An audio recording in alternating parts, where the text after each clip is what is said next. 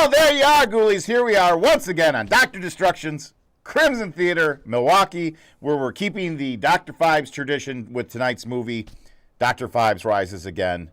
And we are here with Ron Purtee, independent filmmaker. He's done a lot of stuff. Why don't you tell us about how you got into this and some of the films that you've made? To be completely honest, my first foray into horror, I was 7 years old. And I was at my dad's house, and he passed out in his recliner. And I pushed a tape in the VCR, not knowing what it was. So had it been something else, this would have been a very different conversation. But it turned out to be the original Texas Chainsaw Massacre. So I'm 7 years old, and I'm watching Leatherface put a woman on a hook. Okay. And that was my beginning into horror. And then I didn't see another horror film until I was a lot older, and the first film I saw was Hellraiser. My parents wouldn't let me watch Nightmare on Elm Street, but they were fine with Hellraiser. So makes sense somehow. Yeah, go figure, yeah. But, and then for a long time I had written things, and I just didn't have a means of getting them made. And then I filmed a short film called Becoming Undead in my father's garage. And there's still real human blood on the floor of his garage, but that's a whole other story. And then I did the Social Media Massacre, and I basically went out of my way to take I exposed the good stuff and hid the bad stuff. We shot a lot of stuff with a flip cam, one single static shot, one location type of thing. So we spend as little money as possible. But there was Becoming Undead. There was the Social Media Massacre, which was a web series that focused on the darker side of social media. We had women cutting off body parts that they shouldn't be cutting off, guys cutting off body parts they shouldn't be cutting off. Just like dark stuff. A guy, I actually... Wasn't that rapper, was it? No. But we did film him jumping off of the building to survive. I don't understand. But, and then the first episode of the Social Media Massacre was actually based on A Rose for Emily by William Faulkner. So if you've read that, you know how messed up that is. And then I broke away from that, started doing more single, one-off type things. Like Nightmare, the clown with the axe, and did my own little Fatal Attraction with a woman. She cuts herself up. Just watch the movie. I'm not going to spoil it. And then I took a little break, and then I did Becoming Undead 2 with I felt so bad. The snow, everything. She's really in the snow when you see it.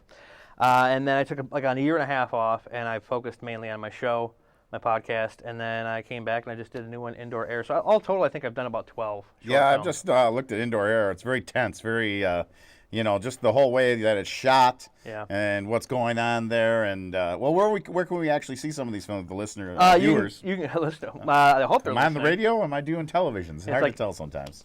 No, it's ronpurtee.com, and then they click on short films, and they're all there. And that's all. They can also hear interviews with famous people on that site too. Oh, that's very cool. Very cool. Yeah, I've had RoboCop, Peter Weller on a couple times. A lot of horror type people. I just had Felissa Rose on from Sleepaway Camp. Had Linnea Quigley. I can't talk. Linnea Quigley. So it's a lot of dark stuff. Very cool. And tonight we've got something a little bit on the dark side. It's Dr. Phibes Rises Again, and this movie isn't quite exactly like the original, but still pretty interesting. Yeah, it's different. It even has Vincent Price's personal nemesis, Robert Quarry. Yeah, that was it's kind of almost hard to watch sometimes. It's almost there's some chemistry there. Anyway, ghoulies, why don't we get right into it now? That's right, Dr. Phibes Rises Again on Dr. Destruction's Crimson Theatre, where we're going to put you on the hook. All right, there you are, ghoulies. I hope you're enjoying, as always, Dr. Phibes Rises Again with Vincent Price, because clearly the price is always right. And it's a fine feature here that I remember from horror host programs back in the early 70s. I think Toulouse No-Neck definitely must have shown. Where are you, Toulouse? We need you. But in any case, now I know you do. You're doing the radio gig, which everyone knows I do too, and we both know the perils of live radio or taped radio or radio, period. Any kind of audio broadcast, there's problems with it. I'm at my I just put up my 110th show with the guy from Wilfred, the guy in the dog suit. And I love to make people at ease when I interview them and have them really kind of just feel like they're having a conversation with somebody. And with him, I mentioned the Emmys. It was like lighting up an M80 and throwing it in the toilet because he just exploded when he was talking about the Emmys. But I've had a lot of horror folks on. B.J. McDonald, who directed Hatchet 3. Felissa Rose, Linnea Quigley. I'm trying to think who else. Jason Miller, who directed Unidentified, but he also did a lot of like behind-the-scenes work on the Hatchet series. It's just it's fun when you're doing it, but then when you realize that everything you have to go through. I remember when I was first getting into radio, I was at the station out in Burlington, the high school.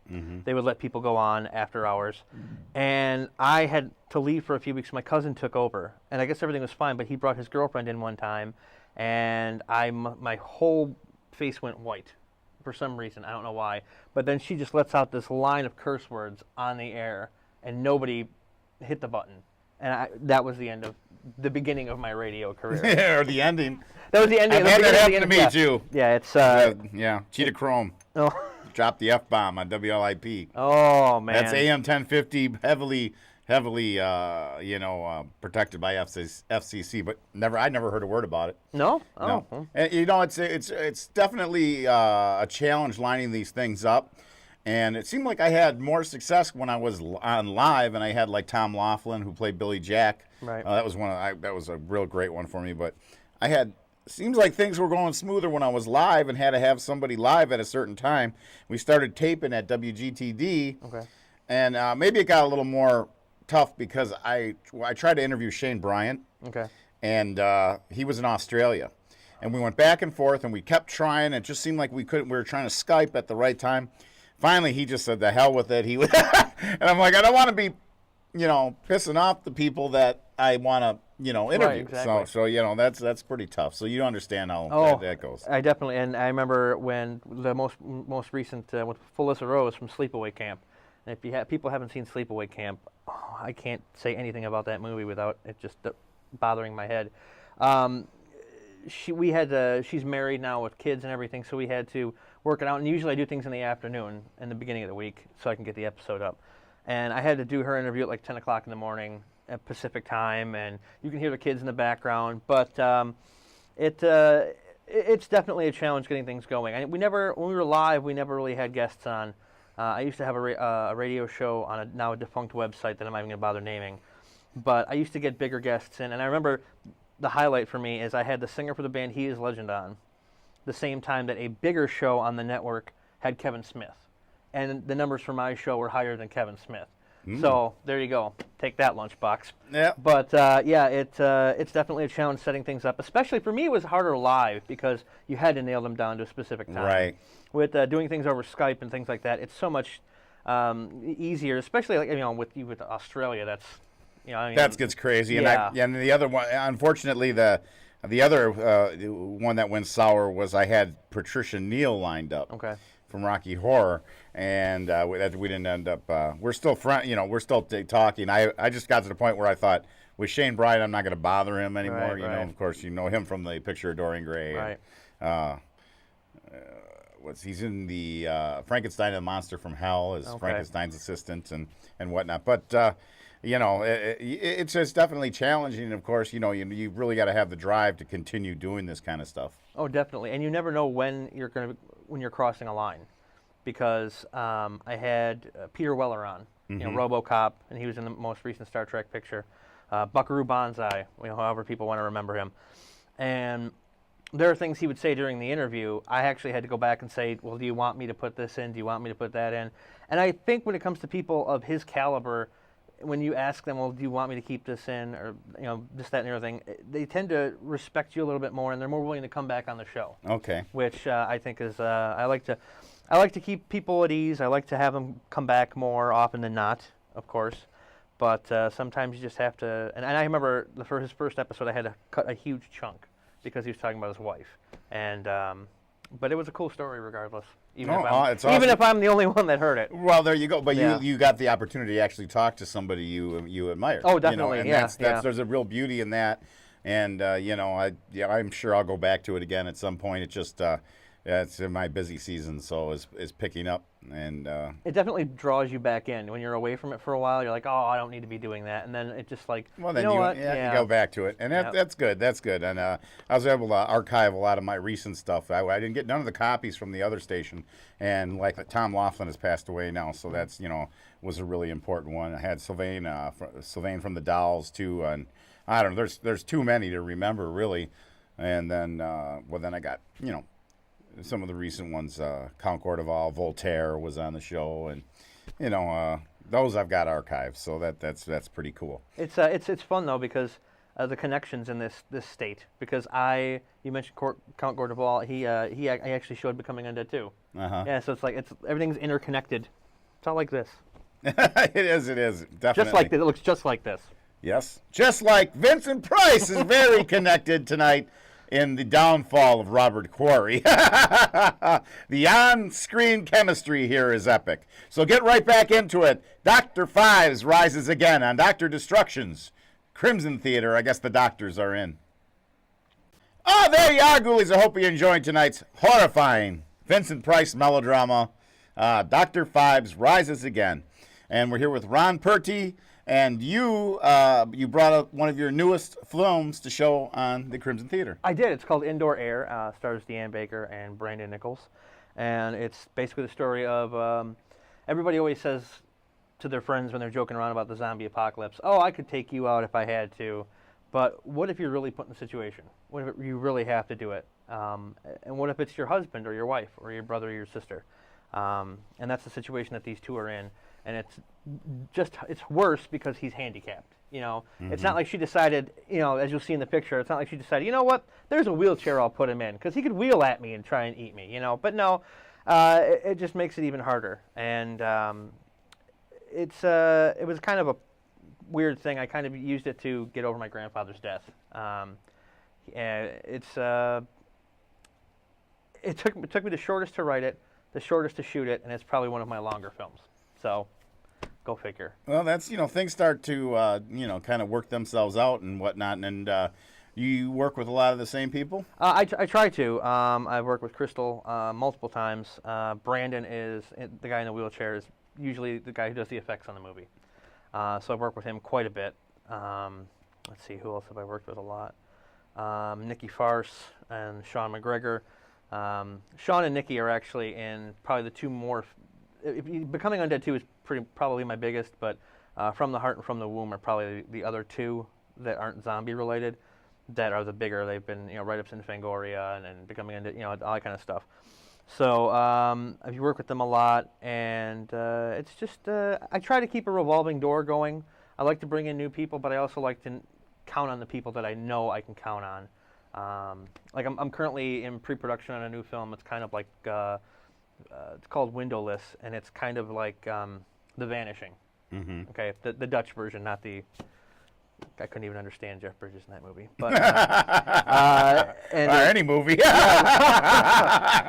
and so they're trying to get things together, and it's all new actors, and I didn't write it. I'm just directing it, so it's kind of a tiring experience, but it's totally worth it in the end. But I like to have my little stable of. I keep them in the back, and I like to feed them water and hay and I bring them out to act whenever I need them. All right, so we're going to be watching Indoor Air. Indoor Air. So you go to Indoor Air, and then we'll be back to the Phibes movie, and we'll wrap her up at the end.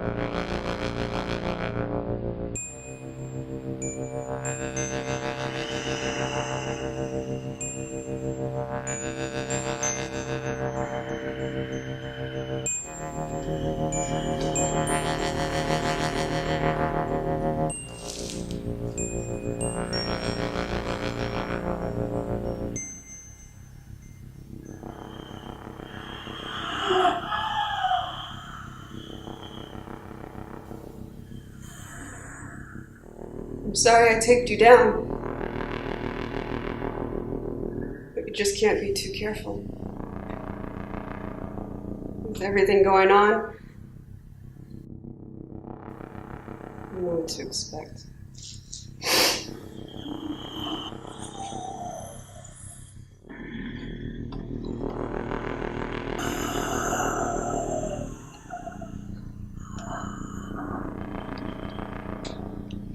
This it's just added protection.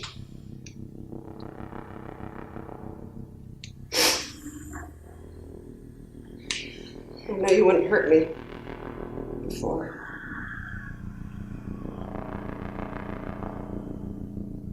But now,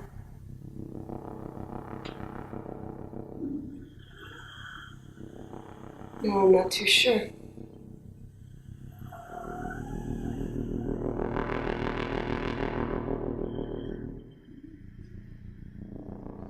Why couldn't you just stay gone?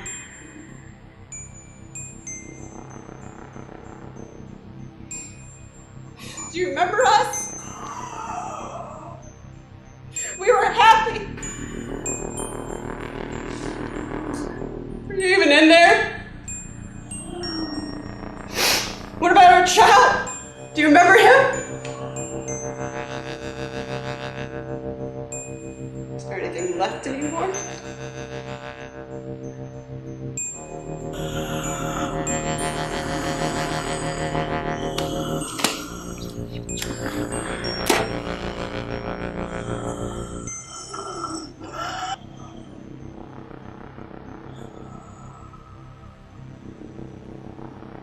I'm so sorry. I'm sorry to put you through this.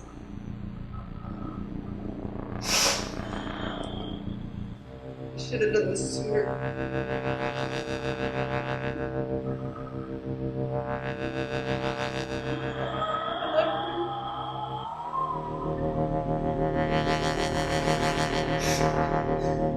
I always will.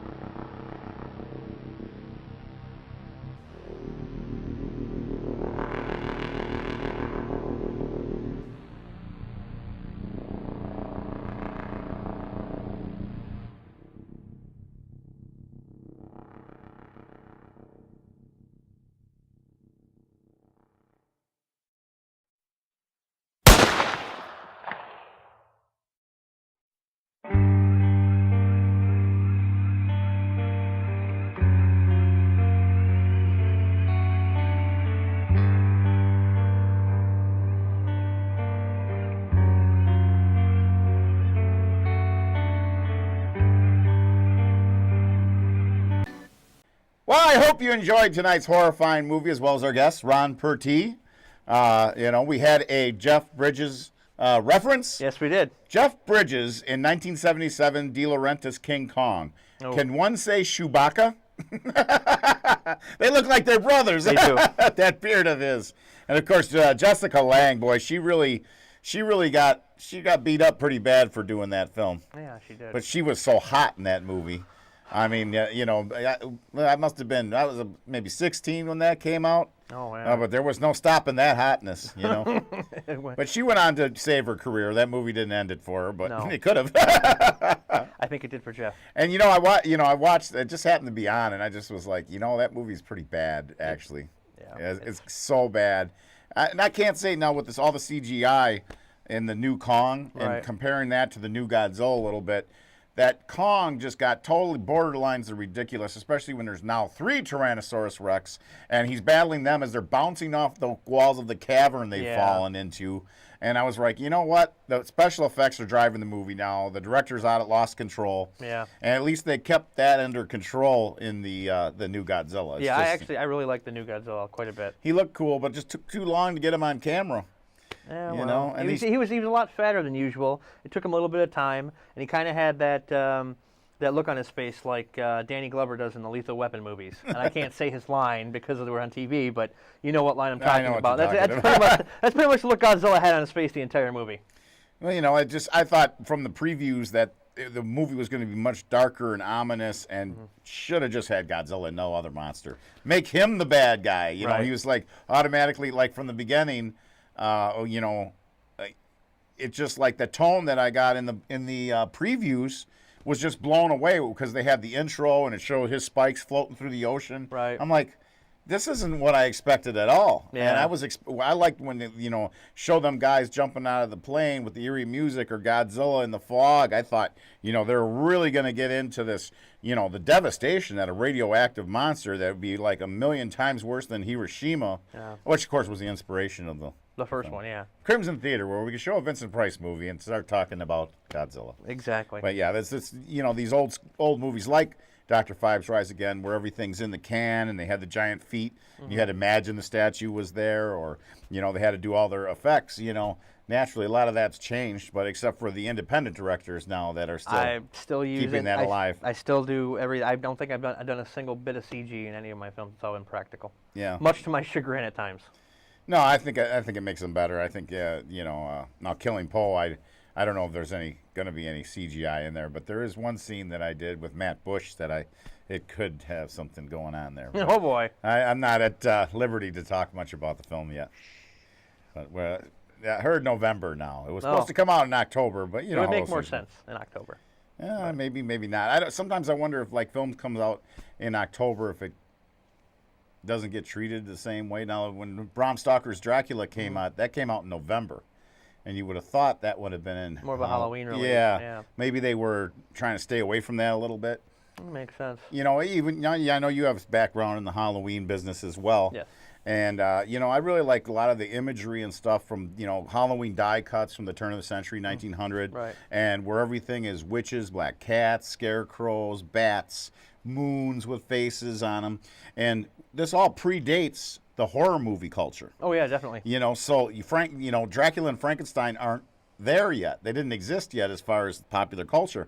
And so I think that's a very interesting time period. And oftentimes, if I'm out with my haunted bus in the summer or doing this and someone sees me that doesn't really connect it with the TV show, it's how it's not Halloween yet. It's always Halloween. Yeah, well, they'll say that and and whatnot. And, what I try always, my perspective on it is that, go back to that old Halloween and see that's a holiday. You got the seasons and the fall and everything with you. So really, on the other hand, monster movies come out year-round. There's conventions year-round and all that.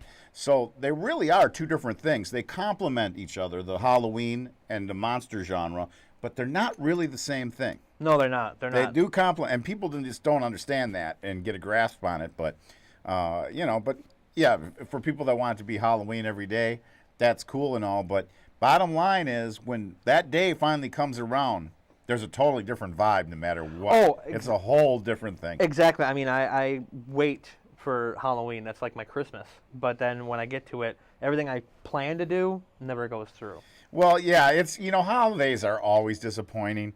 So for me though, it's the whole season of October. I mean, I'm doing the whole haunted thing. Right. It's 7 days a week. Yeah. So I mean, by the time it is actually Halloween, hey, I like to chill. And then the thing about it is, too, for me, if I'm doing the haunted thing in the television show or whatnot, Halloween is not mine. It's the people's holiday, and it becomes that. Then it's finally everybody else in the world is dressing up, and Yeah. and usually by that time, I'm kind of winding down. You know what I mean? And I don't really look forward to going to the taverns and seeing a bunch of guys with toilets on their heads and, all that goofy, football players and just, you know what I mean, how it is. And I also think that because of people trying to associate Halloween with monster movies and horror movies, that horror movies a lot now are rushed in production and they aren't scary anymore. I don't remember the last time I was scared by a movie. I don't. Well, I take that back. There was a scene in The Conjuring that actually got me. I don't know if have you seen The Conjuring? No. There's a scene with the maid, and that's all I'll say.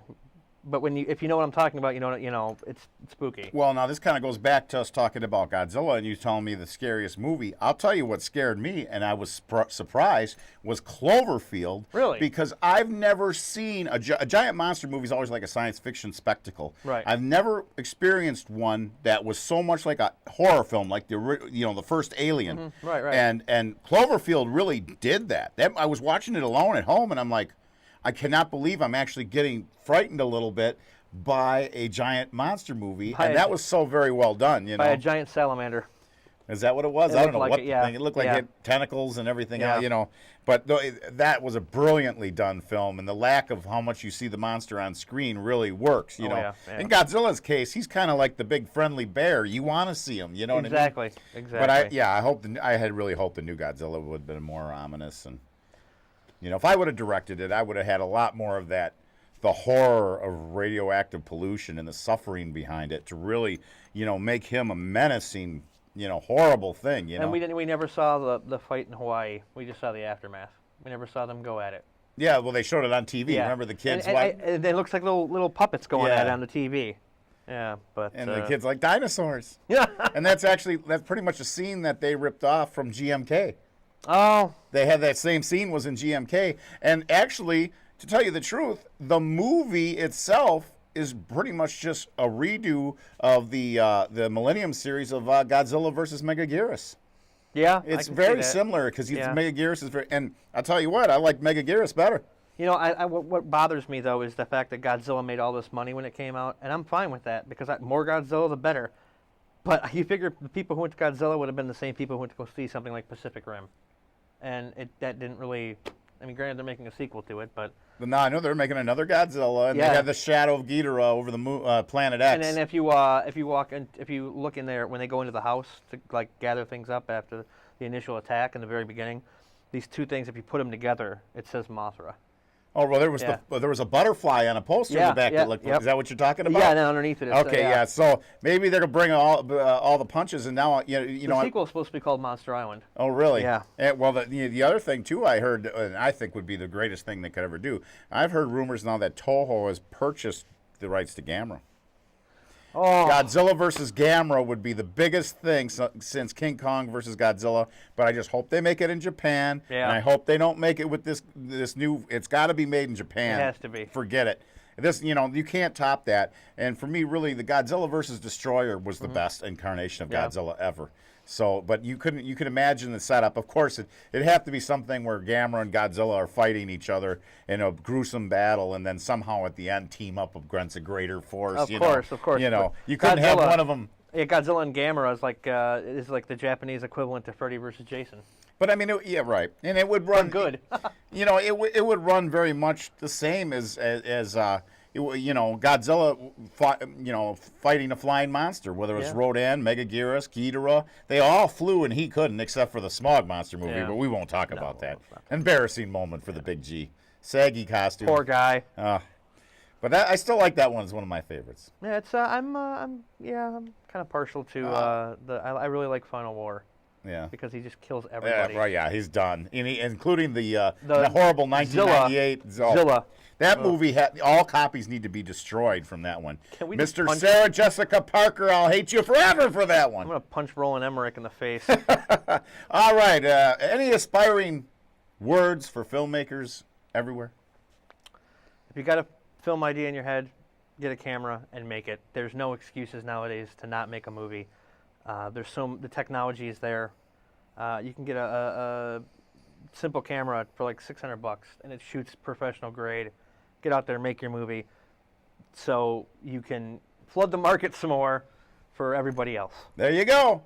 All right, you have a horrifying week, ghoulies. We'll see you next time on Dr. Destruction's Crimson Theatre, where, of course, the conversation will be all over the place like popcorn in a movie theater.